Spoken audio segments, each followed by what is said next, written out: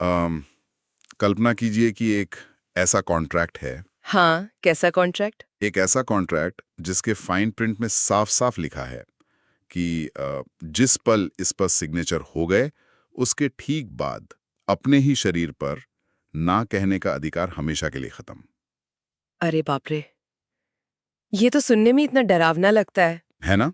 और इसमें कोई ऑप्ट आउट क्लॉज नहीं है, कोई एक्सपायरी डेट नहीं है। जाहिर सी बात है, कोई भी होश में ऐसे कागज पर साइन तो नहीं करेगा। बिल्कुल नहीं। मतलब कोई पागल ही होगा जो ऐसा करेगा। वही तो। लेकिन क्या हो अगर मैं कहूं कि हमारा समाज एक ऐसे ही अदृश्य कॉन्ट्रैक्ट को सदियों से एक बहुत ही पवित्र नाम देकर नॉर्मलाइज करता आया है। हाँ, और ये सच भी है। हम सब जानते हैं कि किस पवित्र नाम की बात हो रही है यहाँ। सही कहा। तो आज की इस गहरी चर्चा में हम इसी मुद्दे पर बात करने वाले हैं। हमारे पास ना आज कुछ आर्टिकल्स, रिव्यूज और कुछ बहुत ही दिलचस्प एनालिटिक्स का एक पूरा स्टैक है। और ये सब हमें कहाँ ले जाते हैं? ये सब हमें ले जाते हैं 2026 की उस बहुत ही चर्चित सोशल ड्रामा वेब सीरीज की दुनिया में जिसका नाम है चिराइया। आज हम इन्हीं सोर्सेज के जरिए इस सीरीज का गहन विश्लेषण करेंगे। जो कि बहुत जरूरी भी है, क्योंकि चिराइया ने समाज के सबसे सुरक्षित माने जाने वाले किले यानी कि परिवार, उसके ठीक बीचों बीच छुपे इसी अदृश्य कॉन्ट्रैक्ट का पर्दाफाश किया है। बिल्कुल। आज हम इस चर्चा में वैवाहिक बलात्कार यानी मैरिटन रेप, विवाह में सहमति, महिलाओं की स्वायत्ता और उस साइलेंट पितृसत्तात्मक ढांचे को डिकोड करेंगे जो इस सब को मुमकिन बनाता है। तो चलिए इस बारे में थोड़ा और गहराई से बात करते हैं। देखिए, इसे समझना इसलिए भी जरूरी हो जाता है क्योंकि चिरैया को जिन भी आलोचकों या समाजशास्त्रियों ने रिव्यू किया है ना, हाँ। उन सभी के नोट्स में एक बात एकदम कॉमन है। उन सबका मानना है कि ये सीरीज कोई फिक्शन या दूर की कौड़ी नहीं लगती। मतलब ये रियलिटी के बहुत करीब है। बहुत करीब। ये हमारे आसपास के घरों का ही एक बहुत अनकंफर्टेबल सा आईना है। जब हम इसके नैरेटिव को एनालाइज करते हैं तो ये सीधे तौर पर उन धारणाओं की धज्जियां उड़ा देती है जी हमने परिवार की इज्जत या परंपरा के नाम पर नॉर्मलाइज कर दिया है। सही बात है। ये कहानी हमें उस नॉर्मल चीज को खंगालने पर मजबूर करती है जो असल में किसी का खामोश शोषण है। और मुझे लगता है कि यही वो पॉइंट है जहां से इस कहानी का सबसे डिस्टर्बिंग हिस्सा शुरू होता है। अगर हम अपनी सोर्सेस के हिसाब से सीरीज के मेन कॉन्फ्लिक्ट को देखें तो ये अरुण और उसकी नई दुल्हन पूजा के रिश्ते पर फोकस करता है। हाँ, अरुण जो कि घर का देवर है। राइट। और अरुण का ये पक्का विश्वास है कि पूजा के शरीर पर उसका एक अधिकार है, मतलब एक हक है। एकदम हक समझता है वो अपना। जब मैं इस डायनामिक के बारे में पढ़ रहा था तो मेरे दिमाग में एक अजीब सी एनालॉजी आई। मुझे ऐसा लगा जैसे विवाह के भीतर जो इम्प्लाइड कंसेंट या निहित सहमति होती है ना, हाँ हाँ। वो बिल्कुल एक सॉफ्टवेयर के टर्म्स ऑफ सर्विस एग्रीमेंट की तरह है। मतलब समाज पूजा जैसी लड़कियों को शादी वाले दिन उस एक्सेप्ट बटन पर क्लिक करने के लिए मजबूर कर देता है। ओ वाओ, ये एनालॉजी तो बहुत ही सटीक बैठती है सिचुएशन पर। है ना? और एक बार वो बटन क्लिक हो गया तो बस उसके बाद वो सिस्टम कभी उसे अपनी प्रेफरेंस अपडेट करने या एक्सेस वापस लेने का ऑप्शन ही नहीं देता। ऐसा लगता है जैसे अरुण को पूजा के शरीर के एडमिन राइट्स परमानेंटली मिल गए हैं। ये एडमिन राइट्स वाली बात ना इस पूरी सिचुएशन के मैकेनिज्म को बहुत क्लियरली समझाती है। अगर हम इस इम्प्लाइड कंसेंट के इतिहास और उसके पीछे की साइकोलॉजी को डिकोड करें तो हम देखेंगे कि कई संस्कृतियों में विवाह को एक ऐसे अग्रीमेंट के रूप में देखा गया है जहां वाइफ की कंसेंट मैटर ही नहीं करती। एग्जैक्टली जहां पत्नी की व्यक्तिगत सहमति शादी के उस पल से ही इररेलेवेंट हो जाती है। चिरैया में जो अरुण का कैरेक्टर है वो देखिए किसी टिपिकल विलन की तरह नहीं सोचता। मतलब उसे नहीं लगता कि वो कोई क्राइम कर रहा है। बिल्कुल नहीं लगता।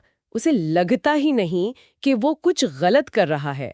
उसे समाज के उस स्ट्रक्चर ने ये सिखाया ही नहीं है कि शादी के बाद भी सहमति या कंसेंट नाम की कोई चीज एग्जिस्ट करती है। उसकी तो पूरी कंडीशनिंग ही ऐसी हुई है। सही कहा। उसका मनोविज्ञान इसी एंटाइटलमेंट पर टिका है कि तुम मेरी पत्नी हो तो मैं जो चाहूं कर सकता हूं। ये सीरीज हमें दिखाती है कि कैसे एक पवित्र माने जाने वाले पारिवारिक ढांचे के अंदर जब दुर्व्यवहार को अधिकार का नाम दे दिया जाता है तो वो कितना खतरनाक रूप ले लेता है। ये जो पवित्रता का टैग है ना, ये असल में एक फायरवॉल की तरह काम करता है। फायरवॉल मतलब कैसे? मतलब एक बार किसी रिश्ते पर पवित्रता का थप्पा लग गया तो बाहर की दुनिया उसके अंदर झांकने से डरने लगती है। लोगों को लगता है ये उनका आपसी मामला है। हाँ, अक्सर यही होता है। लेकिन अगर बाहर वाले नहीं देख सकते तो अंदर वालों का क्या?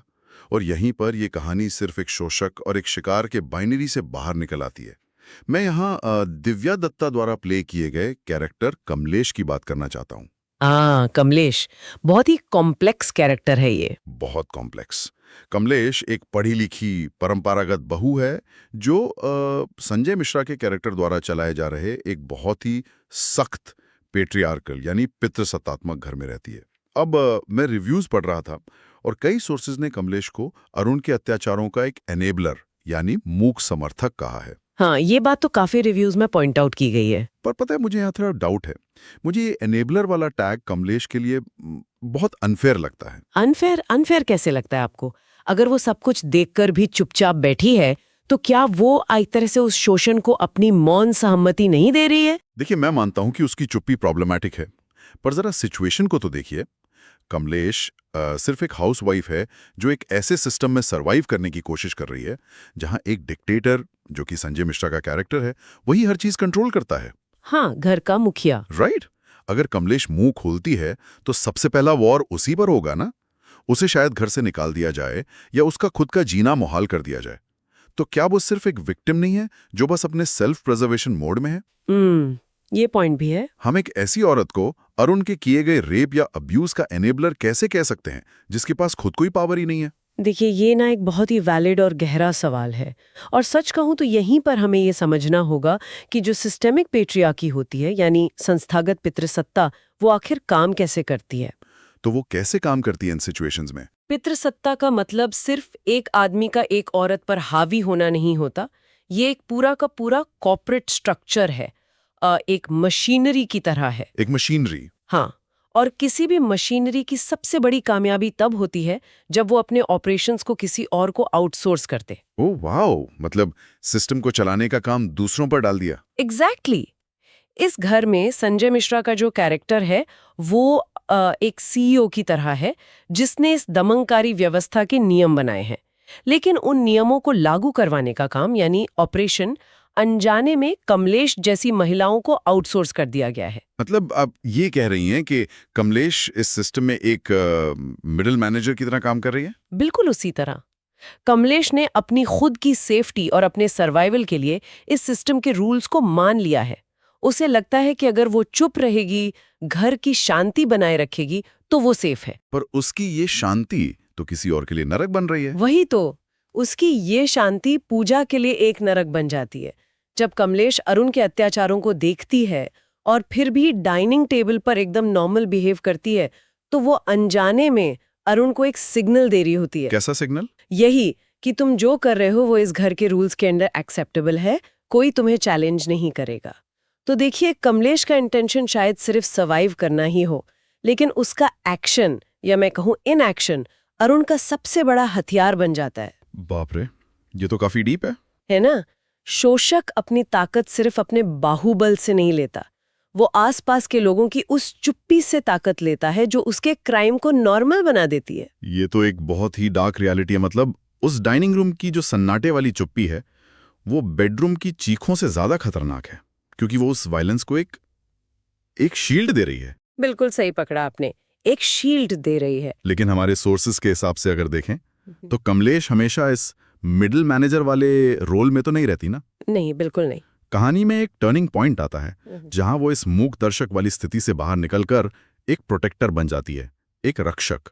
मुझे यहाँ ये समझना है कि ये जो ट्रांसफॉर्मेशन है ये काम कैसे करता है, वो कैसे बदलती है, राइट? हाँ, क्योंकि रियल लाइफ में इंसान अपनी दशकों की कंडीशनिंग को एक रात में तो नहीं भूल सकता ना। नहीं। तो कमलेश के दिमाग में ऐसा क्या ट्रिगर होता है जो उसे इस सर्वाइवल मोड से निकालकर सीधा रिबेलियन मोड में ले आता है? देखिए, पहली बात तो ये समझनी होगी कि ये कोई रातों रात होने वाला सुपर हीरो मोमेंट नहीं है। अच्छा। ये असल में कमलेश की अपनी मॉरल आइडेंटिटी यानी उसकी नैतिक पहचान के टूटने की एक बहुत ही तकलीफदेह प्रोसेस है।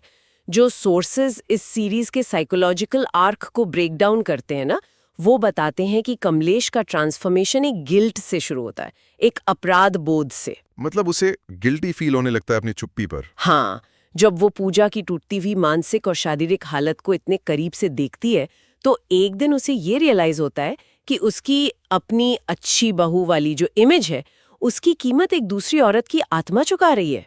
Oh that's heavy. बहुत हैवी है। कमलेश का वो रियलाइजेशन कि मैं सिर्फ एक मजबूर दर्शक नहीं हूं, मेरी चुप्पी इस अपराध में बराबर की हिस्सेदार है, ये उसके लिए एक बहुत बड़ा शौक होता है। ये तो ऐसा है जैसे जैसे अचानक आपको पता चले कि जिस सिस्टम को आप अब तक अपना घर समझ रहे थे वो असल में क्राइम सीन है, और उस क्राइम सीन पर आपके खुद के उंगलियों के निशान भी मौजूद हैं। अरे वाह, बहुत सटीक बात कही आपने, एकदम वैसा ही। और पता है, जब ये अपराध बोध उसके अपने डर से बड़ा हो जाता है ना, तभी वो बरसों की कंडीशनिंग टूटती है। डर के आगे जीत वाली बात, पर अलग सेंस में। हाँ, कमलेश को ये एहसास होता है कि अगर वो अब भी चुप रही तो वो सिर्फ एक मूक दर्शक नहीं बल्कि एक को कॉन्स्पिरेटर कहलाएगी, एक सहज साजिश करता। इसके बाद जब वो अरुण और संजय मिश्रा के कैरेक्टर्स के खिलाफ खड़ी होती है तो वो सिर्फ एक लड़की को नहीं बचा रही होती है, तो वो और क्या कर रही होती है? वो अपने खुद के उस वजूद को तबाह कर रही होती है जिसे उसने इतने सालों में बहुत सहेज कर बनाया था। एक गृहिणी के लिए अपने ही घर के सर्वे सर्वा के खिलाफ बगावत करना, यह अपने ही बनाए गए कंफर्ट जोन और सिक्योरिटी को आग लगाने जैसा है। और ये कोई छोटी बात तो बिल्कुल नहीं है। जब कमलेश उस घर के मुखिया के सामने खड़ी होकर आंखों में आंखें डालकर कहती है कि ये गलत है, तो वो सिर्फ एक घटना का विरोध नहीं कर रही है, बिल्कुल नहीं। वो उस पूरे डिक्टेटरशिप वाले स्ट्रक्चर की नींव पर प्रहार कर रही है। वो सीधा सीधा कह रही है कि आप जो भी कह रहे हैं वो कानून नहीं है। एग्जैक्टली। और यही विरोध हमें सीरीज के उस क्लाइमैक्स तक ले जाता है जहां पूजा अपने ऊपर हो रहे इस शारीरिक और मानसिक दुर्व्यवहार का